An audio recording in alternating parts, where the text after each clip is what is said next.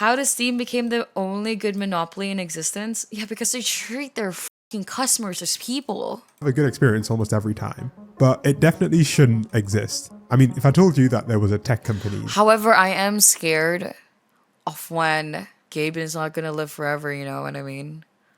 I'm really scared of who continues his like outlook and stuff. I know he's retired, but he still kind of works every now and then. Like he's still like under new management. Oof. I hope there's gonna be like a law in I don't know in Steam where you have to follow the golden rules. You know what I mean? Oh my god, I really like I hope there's like golden rules of Steam where if you like go like away from it, you're gonna be exiled or something. Or I just hope that is a thing. I don't know, man. The Steam law, you know what I mean? That was founded in the 90s, that controlled 70% of its market, and that had basically zero meaningful competition, and that the CEO owns a fleet of yachts so big that he needs... You know, at least he's fucking actually using his fucking money, okay? Listen, I don't really like billionaires, okay? But at least Gaben actually uses his money and actually buys shit. Like, oh my god, he bought a literal $1 billion fucking yacht. At least he's using his money and not just keeping it and just like creating more money from his money, which I'm pretty sure he is probably, but at least he's actually using it. All the support yachts for the main one, you'd probably start thinking about guillotines and not video games. And yet this more or less perfectly describes Valve, the company responsible for Steam. It's basically impossible to... One of his yachts is literally for medical research, and he wanted to research more of like something. I don't remember what it was. I don't even know if this is right, but like one of them is a medical yacht and he uses it for research or something. I don't know. Name another tech company from that era. Somebody fact check me on that. That has a reputation that's half as good as Valve. And even just a quick Google search will show you a litany of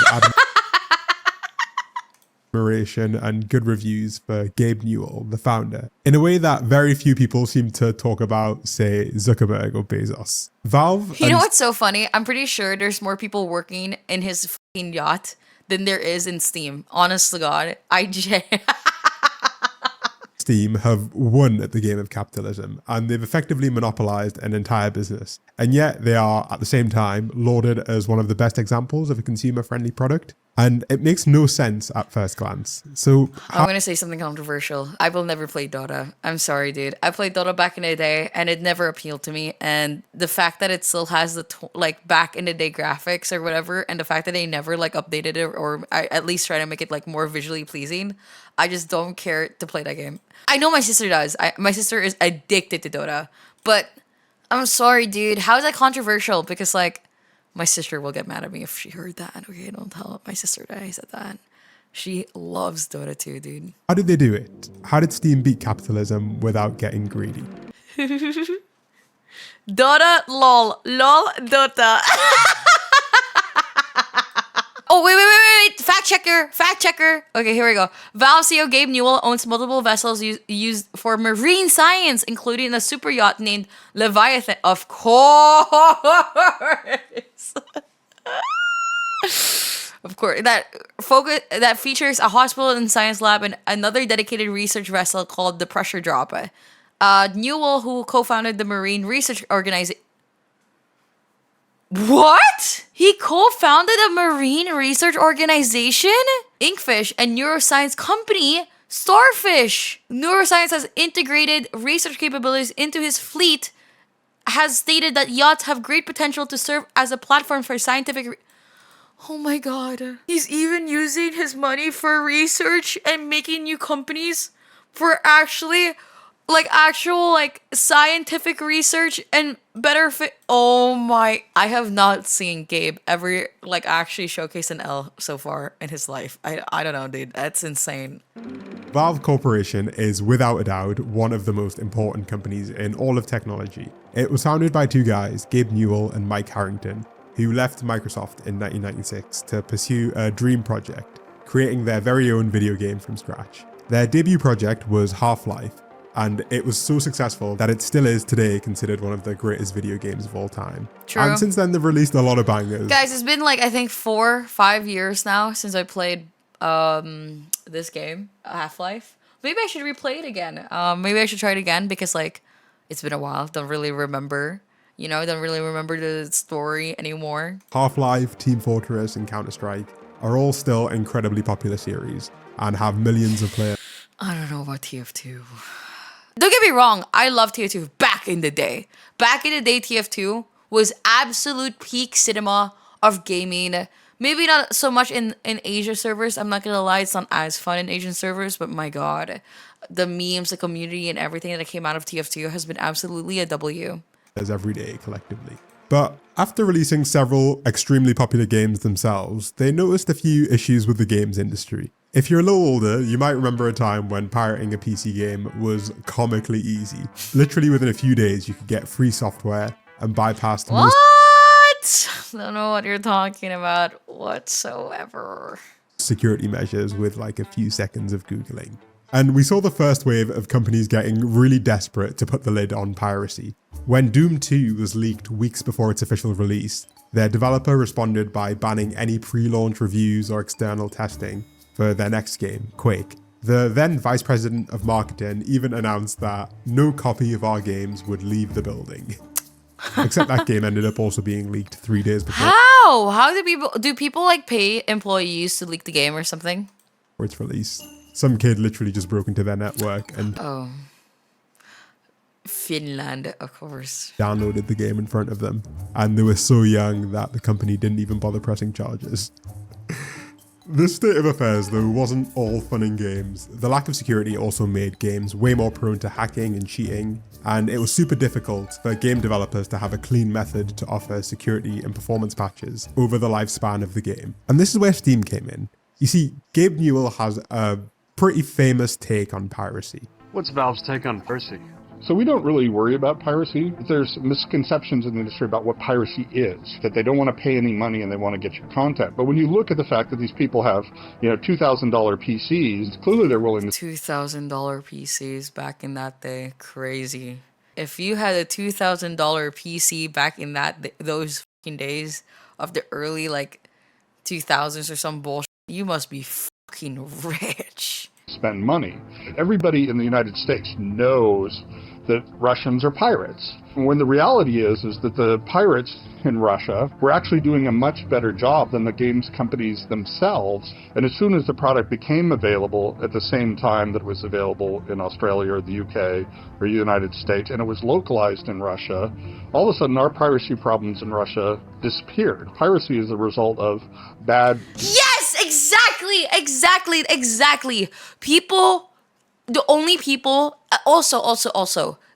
The reason why people are pirates, yoinking the game anyways, is because they probably don't even have money. So they would have never given you money anyway, but at least you're getting the experience of the person to play the game, because majority of people want to support, especially when it comes with indie games. Majority of people want to support the devs, and majority of people do want to.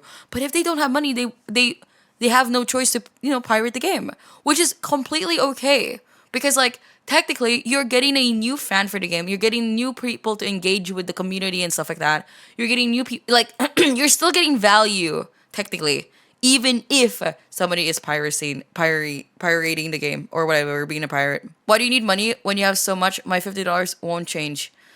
It just is what it is. The whole idea behind Steam was to fix part of this service problem, to combine piracy protection, software updates, and anti-cheat technology all into one platform that was at least as easy to use as the pirate methods. The scope of the project expanded over time to not just include Valve's games, but other people's games and social and community features as well. And well, they kind of nailed it. Since launching in late 2003, Steam has accumulated over 100,000 games and now has over 40 million daily concurrent. Oh man, you know what I miss? I miss having the physical copy of games, because I really wanted, back when I was younger, I've always dreamt to have a collection of the physical copies of games. I've always wanted to have a gaming room. This is what I always imagined myself having. It's a gaming room with stacks of games to like look upon and look at my collection and stuff like that. And I wanted to do that when it comes to Nintendo and the PlayStation and stuff. But PC kind of died with that kind of like thingy very quickly because of Steam and stuff like that. But remember when like games would come with game manuals and like, oh my gosh, when it comes with maps and stuff like that.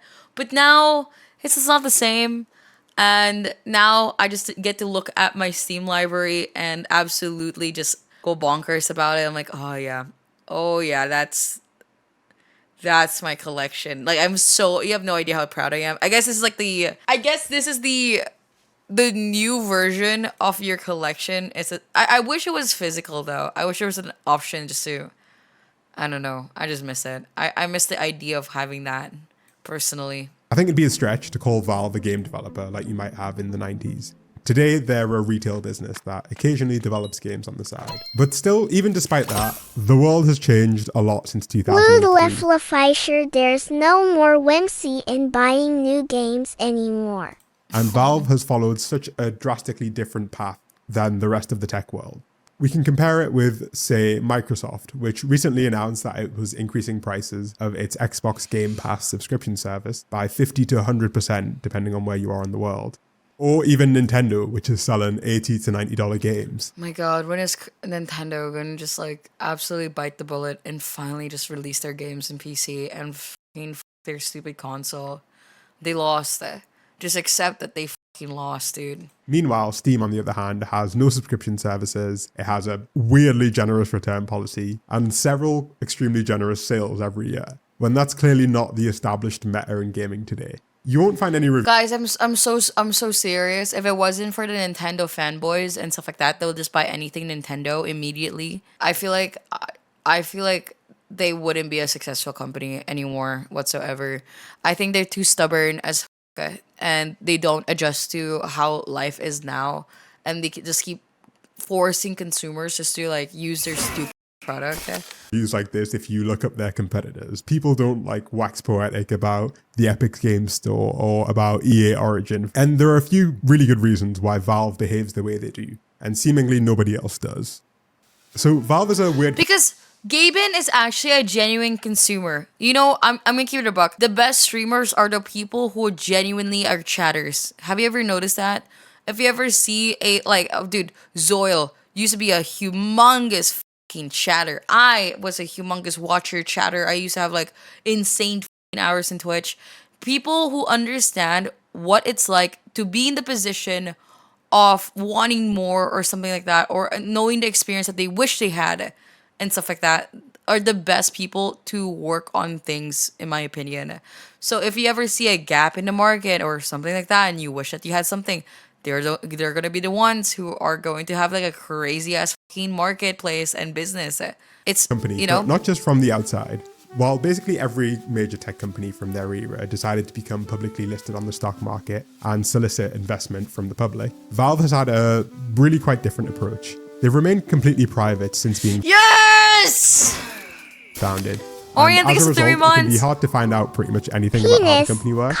But some people have done their best to dig deep and get some information. The biggest advantage, first of all, of them being private is how they set goals. A public company like Meta has obligations every quarter. They have to announce and subsequently beat.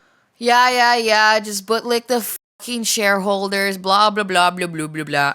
Their earnings estimates, the share price has to keep going up, and even a small dip in revenues can be pretty disastrous for the future of a huge publicly listed company. The line has to keep going up, and the collective tech industry realized a while ago that the best way to do that is to acquire as many users as humanly possible, and then you start squeezing them for everything they're worth. You add in a subscription plan and you can get consistent monthly recurring revenue, which makes it easier to create these earnings estimates. You can shoehorn in blockchain, cloud, or AI, depending on what year it is, and you got another couple $100 billion of investment, easy peasy. And the strategy has worked so effectively for them. Microsoft, Apple, and Amazon are all literally trillion-dollar companies. Zuckerberg's platform has decided the results of elections, and Amazon brought in $640 billion in revenue in 2024. Even the most generous estimates put Valve's revenue at like 1 to 2%. Because they actually focus on everybody having a wonderful time, and all employees are actually employees and not just like, whatever, actually earn so much that they are so loyal to the company. They are genuinely, like, they're not wage slaves. They are genuine people who care about what they do. They care about the things that they like do in the company. The company is actually, it's not about numbers. It's about like actual like results and stuff of what they do. Generally, they're to give a shit. Yeah, they're literally there to give a shit. Of a platform like Amazon. And that's a pretty big downside if your goal is to make the biggest company on the planet or to become the most powerful person on the planet. But that's not the case at Valve. Being private offers a hell of a lot of benefits. You're only bound to the will of a handful of owners who can think on a much longer time frame, who can do stuff because they think it's a good idea. And they don't have to cater to whatever's trendy in the market just to keep their business solvent day to day. You'll actually notice that the Steam interface has barely changed since the original launch. There's no AI chatbot in there, and their changes operate under a whole Thank God. different calculus. Because it doesn't even need it. Steam does not need an AI chatbot or whatever or like AI support. A whole different set of decision-making principles, since being relevant to Wall Street is just not a core part of their business model. They can focus their energy on changes that are actually worth doing, not ones that look like what the market wants to hear. And that philosophy has kind of permeated the entire company from top to bottom. A few years ago, a copy of their internal employee handbook leaked and revealed a lot of weird stuff happening inside Valve. Valve is a company where no one has a formal manager. Oh my God, look at that art. It's so... I don't know how to explain it in words, but it's just so timeless. Like, you can tell, like, what... I don't know what it is, but it's just so soulful. Like, oh man. Love it. Weird stuff happening inside Valve. Valve is a company where no one has a formal manager, projects are completely self-organized, and employees decide how they allocate 100% of their work time throughout the week. The handbook literally tells employees that they should only work on a project that they believe is important enough for them to work on. Must be nice. They have a section all about work-life balance. Yeah, I love the diagram one where Gaben is just up. Everyone, Gabe. Diagram 2.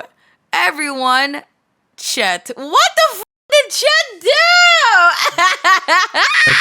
Completely self-organized, and employees decide how they allocate 100% of their work time throughout the week. The handbook literally tells employees that they should only... That's probably such a good inside joke. I swear to God.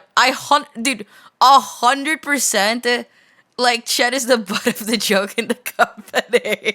work on a project that they believe is important enough for them to work on. They have a section all about work-life balance, which directs newcomers towards a specific employee that they can speak to if they need more. That Dina loves to force people to take vacation so you can make her your first stop. Oh my God, this feels so like homely. God. Encouragement to Like, imagine actually, oh man, imagine actually enjoying your job as like somebody who like goes to a 9 to 5 or something crazy. take time off. There's so much stuff in here that would never in a million years pass the approval structures of your average public company, where having power over people is kind of the point a lot of the time. Stuff like nobody has ever been fired at Valve for making a mistake, and working overtime for extended periods indicates a fundamental failure in planning at Valve.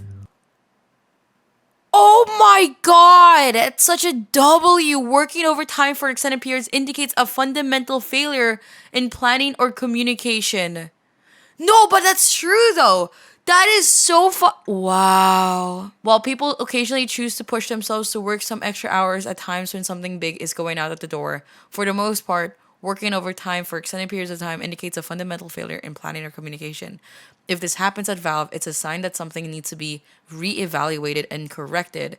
If you're looking around wondering why people aren't in crunch mode, the answer is pretty simple. The thing we work the hardest is at hiring good people, so we want them to stick around and have a good balance between work and life. These things are pretty wild to see in a corporate handbook, and clearly Valve has put a lot of thought into creating a company that actually does seem to get quite a lot out of its people, especially given how small it is.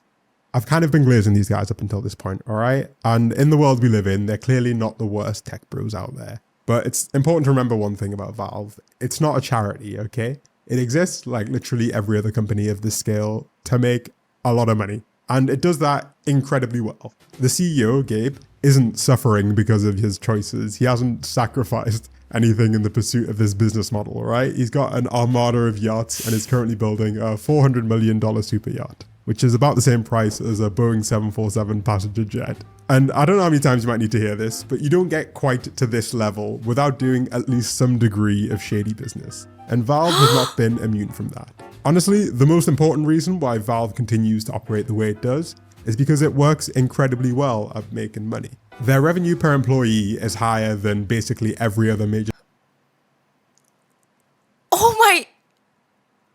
Oh my god! tech company. And they just like print money with Steam, which is likely the reason why we've seen so few actual game releases from a company that was created to release games. It makes a lot more sense to just sell other people's games and benefit from the upside of a successful hit and take little to no risk if a huge project flops on their platform. Even once you're aware of the main factors behind Valve's success, their unique corporate structure, their good leadership, focus on consumer experience and strong hiring, it can be a little difficult to understand why they haven't been dethroned yet, especially given that the competition collectively has access to trillions of dollars. Now, part of it is just that the PC market has grown year on year. It's so unbelievably cheap and easy to access the PC. Nah, using this video for a PC building stream. Nah, I can... Oh my god, the fact that I recognize it so quickly too, it's so iconic, bro. The Verge PC building stream. Oh my fucking god. Nah, this shit was the funniest fucking video in the world. I remember they had to delete the video because it became so viral for the wrong reasons, but like, bro, it was the funniest fucking video ever. Screwdriver, optional. And then oh my god, I need to rewatch this. It was hilarious. Gaming world, especially compared to 2003, and Valve has been rewarded handsomely for that. And while they've been able to achieve this level of growth without actually like seriously mistreating their consumers or their employees, they've not necessarily been as nice to everyone else involved in the game development process. As they've grown, the pressure that they've put on game developers and game publishers, especially the smaller ones, has been getting a little bit out of hand. So Steam takes a 30% cut of all sales through the platform, which is ludicrously high. Okay. If I'm being honest, I don't think 30% is that much.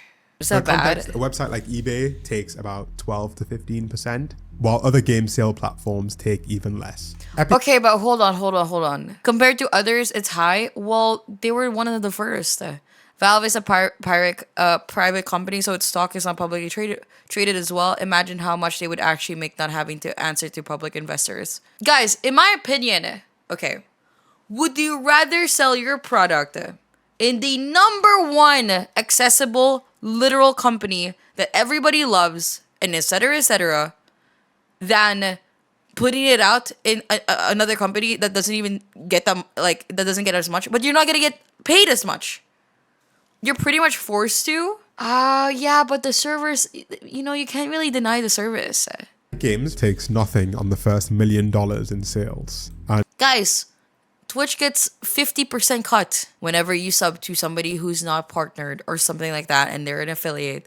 They will take around literally 50%. YouTube, whatever. That's the reason why Kick is such a huge thing. If I wanted to stream on Kick and just like get the same revenue as I do here, I'd probably only need like I probably only need like 2K subs. That's the thing. No ad revenue doesn't fucking matter because you actually like earn enough from people subbing. Now viewers get a wonderful time watching the stream.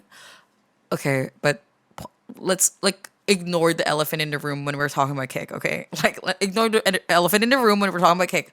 But when it comes to their like thingy where it's a 95 to 5%, it is a better viewing experience technically because no ads and the streamer gets the support that they deserve when literally, you know what I mean? Like, Oh man, I wish it wasn't the way it was, but you know, it is what it is. It's rough though. It's very rough.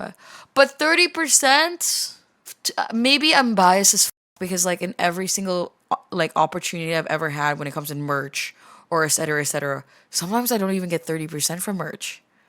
I'm gonna give it a buck. Sometimes I don't even get that much. There's so many opportunities that I've had, and it's sometimes like that. 30% fee is pretty wild, but the discovery distribution of Steam is incredible. Steam is a dominant player. Yeah, I guess this is very like a very hard topic because sometimes, yeah, no, sometimes I only get 20%. So whenever I do a sponsor, the agency that I am in will get like, let's say 20% of my paycheck or something like that. Steam could only charge me 30% more of the game and I would still only use Steam. Same. Merch is something else though, no? Companies pay for material shipping, no? But that's the thing. That's the thing. It is what it is.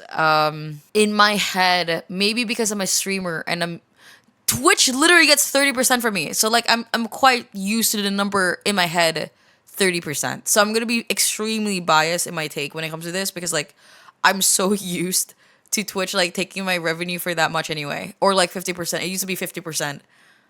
So it is what it is. And even the famously generous Microsoft only takes 12% of sales on its Also, store. I'm not gonna lie.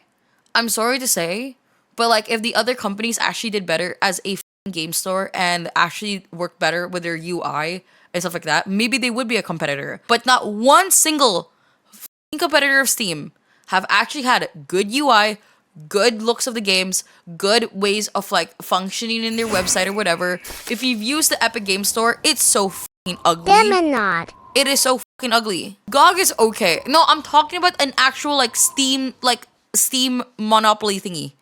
Okay? Epic Games, their UI is ugly as f. Blizzard's thingy is ugly as f. Everything is so ugly as f. Yeah, but GOG is where you get your games from for a cheaper price and then you literally put it on Steam. Do not lie to me. You will literally get the GOG and then you'll buy the Steam fucking thingy and then use the Steam's literal like application still. You buy the game from GOG and then you get the Steam literal thingy and then you put it on Steam anyway. So you're like, dude, GOG is like literal like just a peddler sidler to use Steam anyway, no? I spent 1,600 euros to Steam. I can't just throw it and use another platform. Yeah. I don't know. Guys, let's make a chat poll. Do you guys think that the 30% fee for when it comes to like using Steam is fair for developers to release their game on Steam? Yay or nay? Yeah, Steam handles customer support. Oh, I think it's kind of okay. The users get such a amazing time in Steam as well. I just feel like it's one of those fees where you just have to kind of pay. And also the reason why they probably have a 0% like thingy is because like, brother, if they were the monopoly, they would have taken 50%. Let's be fucking real. Honest to God, if let's say Epic Game Store was the monopoly here, you think that they would like still continue with a 0%? Are you fucking shitting me? No, they're only doing this 0% because like they have no choice. Because Steam is their fucking like competitor. But if they were the monopoly, they would have probably did 50% or higher. Yeah, but that doesn't justify Steam doing it either.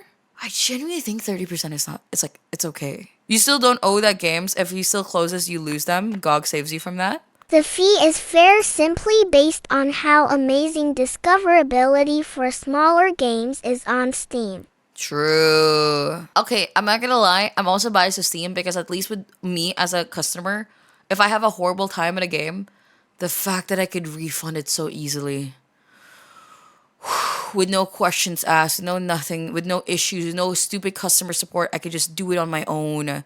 There's so many things. Every time that I have an issue with Steam and I just like give them a quick email, it makes me feel good. Like if the game is yanked off Steam, GOG will still hold onto it regardless of publisher intent. Oh. If Steam disappears tomorrow, your game library is whereas you keep your GOG games no matter what. And in a fairer world, game yeah, no, I'm not developers saying could that take GOG is advantage bad. of lower- I'm just saying like I think that, you know, I think they're just both good and stuff like that, but you don't really use your, In a fairer world, game developers could take advantage of lower fees on other platforms to offer better prices to customers. If I was a game developer that needed to make $7 per copy sold in order to recoup my initial costs, then I could charge $10 on Steam as a minimum, since they take 30%. And I could charge, say, $7 on Epic, since the first $1 million in sales has 0 fees. Customers would get cheaper games, the devs would get the same amount of money. It's one of the clearest win-wins ever. Except that Valve is well aware of this and forces developers to agree to what's known as a most favored nation clause in its agreements. An MFN, a most favored nation clause, basically means that a developer can't sell their game substantially cheaper elsewhere if it's I feel like that's fair. It should be the same price no matter what. also listed on Steam. It means that even if another platform cuts the fees that they take, the developers aren't allowed to pass on the savings from that deal to the end consumer. Guys, by the way, did you know in PayPal, I keep having to tell this to artists just in case, but like sometimes when you're commissioning somebody and whatever, they go like, oh, by the way, plus this amount for the PayPal fees. You're not allowed to do that. That's against TOS. That is not good. Do not say that. If you want plus 20, just say it. Don't say it's because of PayPal's fees. It's against TOS of PayPal. You're not supposed to jump your prices up for the PayPal fees. Just mark it up, okay? Don't say anything. Guys, if you're in artisan chat, okay, I'm going to give you something. If one person just screenshots your fucking username and whatever and reports you of hiring your prices because of the PayPal fees or whatever, you can literally get your account GG's. Okay? So I keep trying my best to warn people when talking about this. Don't do it. Don't do it. Don't do it. Just don't do it. Just say that plus fees. Don't say PayPal fees. Just say plus fees. Okay?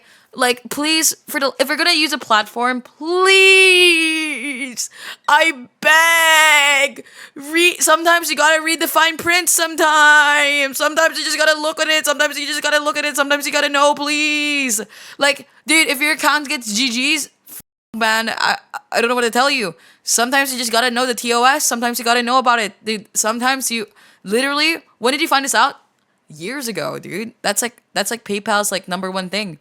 PayPal does not allow for you to like just raise your because like when you use PayPal for when it comes to business expenses, they get a percentage, right? Do not just put up the price, dude. Just don't even tell me about the stupid fees. Just put it up, okay? Don't say anything. Just don't say anything. I don't care about your reasons. Just put up the price. Just say plus whatever. There's no specific reasons, honestly. No, especially not PayPal fees. Okay? If you are worried about PayPal fees and stuff like that, I'm sorry, man. Raise the price then, okay? That's just it, dude.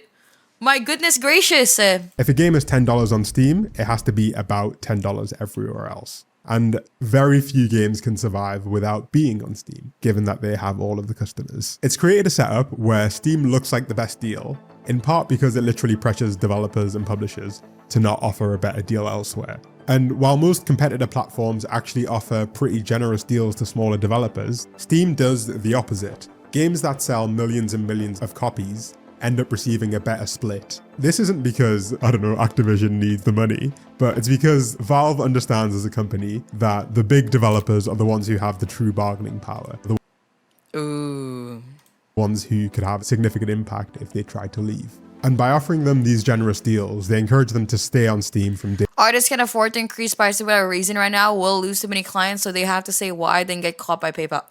What are you talking about? You are creating a delusional, like, you're making shit up.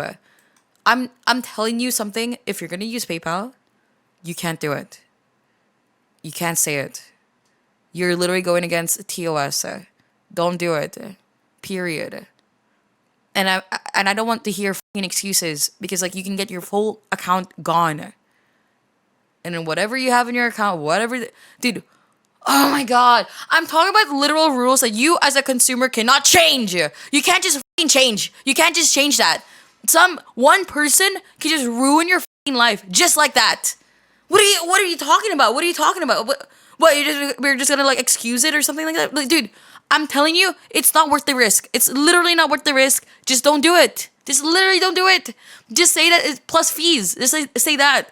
Don't mention PayPal fees. That's it. Developers who sell 50, 100, or even 10,000 copies of a game don't have a fraction of the bargaining power. And so there's no need to offer them a better deal. I mean, this is like clearly pretty anti-competitive if you ask me, but from a marketing and PR sense, it's actually genius. Steam always ends up having the best price possible on its platforms. The customers always get what looks like a reasonable deal, and Valve doesn't bear any responsibility if a game ends up being more expensive than I have a question. When there's a discount in a game, does Steam, is it the developer who just like earns less? the public expected. The blame falls square When there's a discount thingy, do they remove the whole like 30% thingy or whatever? Or is it still the 30% there?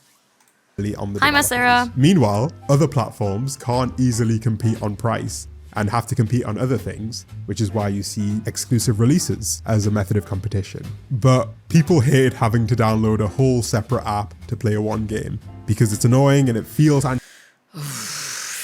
Hate that. anti-competitive. It feels Oh, like the earns wrong less, way okay. to compete in this space. And by the way, I'm not like pretending that the Epic Game Store is like some pariah of the gaming industry, okay? They would definitely be doing the same shit if they could. Dude, oh my, I called it out. Exactly. They would be doing the same thing, bro. They would literally do the same thing. Dude, let's not pretend that the only reason why they do 0% royalties is because like they have no choice. Bro, let's be fucking real. If they were in the position of Valve, they would be milking you fucking dry. They would. Every game company literally milks their fucking consumers dry. And at least Steam isn't doing that. That's the reason why I think, like, you. I think the 30% is 100%, like, a good thing. Oh my god, dude. Dude, if they could, they would. Epic Games would milk fucking Unreal Engines. I don't give a dude. UE willed. Everybody would. They're just annoyed that they can't. I don't trust these fucking companies, especially when they have shareholders. If you have shareholders to answer to, I'm sorry, you're getting fucking milk dry. Actually really annoyed that they That's can't, true. because the CEO of Epic Games has been on this warpath for many years now. And the reality is their app is not the best, not just because of the What the fuck? Alana? anti-competitive practices that they're subject to, but also because the Epic Games Store is not very good. And many of these alternatives are just not very good to use. VTuber They can jump be scare. buggy and laggy, while Steam ultimately, at the end of the day, provides a very functional service. The point that I'm actually making here is that Steam has monopoly power in this market, and they're using this power to do what all private monopolies always end up doing, restricting consumer choice and restricting competition. Until recently, Apple did a very similar thing. They'd take 30% of all in-app purchases that were done. Yeah, by the way, if you were to subscribe to somebody on, let's say, Twitch, don't do it in the app, especially if you're on an iPhone. Open the browser, log into Twitch there, do it in the browser, and then you won't get that 30% fee. But if you do it in the app, you'll get that 30% fee. Don't just use the browser. On Apple devices. Apps were literally not even allowed to tell their users that Apple was just taking 30% of the money and that you could sign up through Google Chrome or whatever for a discount. Apple wasn't taking this 30% fee because they were providing some amazing extra service when you bought your Fortnite V-Bucks. See, that's why like 30% is so normalized in my brain. Like even fucking like, well, who's surprised about that, honestly?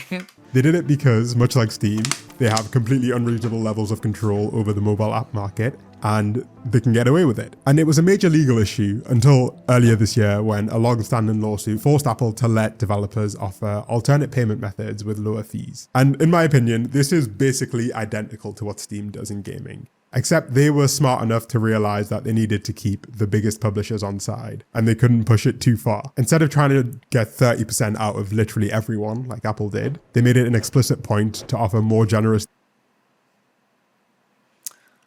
50 plus million, bro. Who the dude? That's like the 0.1% of the people, like game companies that even reach that kind of point. deals to the bigger clients. And again, let me remind you, Steam is actually a pretty good service, right? It mostly just works, but that doesn't mean it's not also holding an unfair market position. And it's no surprise that Valve are When I actually worked at an online retail place, the owners were annoyed with a certain marketplace we sold on because they were in the EU and had strict rules for sellers but better consumer protection. I think the customer experience is more important, TBH. Same. currently facing a class action lawsuit from a group of developers who allege exactly this. And they brought receipts. An economist quoted in the lawsuit even estimated that in a properly competitive environment, Steam wouldn't take more than like 17 to 18% of sales, as opposed to 30%. This is literally billions of dollars that would end up back in the hands of developers. It's not like chump change. And I think we let Valve and Steam off for a lot of this behavior because they're often seen as like a neutral middleman who only exists to make the process of gaming smoother. And they do that, but they do a lot more too. When I began looking into Valve as a company, I quickly found out that they have some pretty important issues that they're yet to solve. Despite the fact that they give... Guys, do you guys think that the the Valve Cube will ever be released because of the whole RAM issue? employees tons of freedom to decide what they work on, their staff rarely stay as lifelong Valve employees. One analyst even said that, "I've not met anybody who had a career there. They last long enough to make money, but the developers that I've known there have left for greener pastures because the company doesn't publish games." Yeah, it's GG's when it comes to gaming and Valve, guys. I'm not gonna lie. Valve is like kind of left in a way PC gaming pretty much, and they're just doing passion projects pretty much. Like, it's GG's. I've not met anyone who had a career there. They're all leave after like 10 years. They've lasted long enough to make money, but the developers I've known have left for greener pastures because the company doesn't publish games.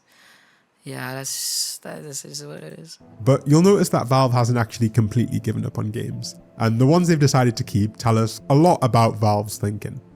Once upon a time, they were really best known for single-player experiences, games where you pay once and you had all of the content. I would love to hear his opinions when it comes to the current gaming Valve that has done.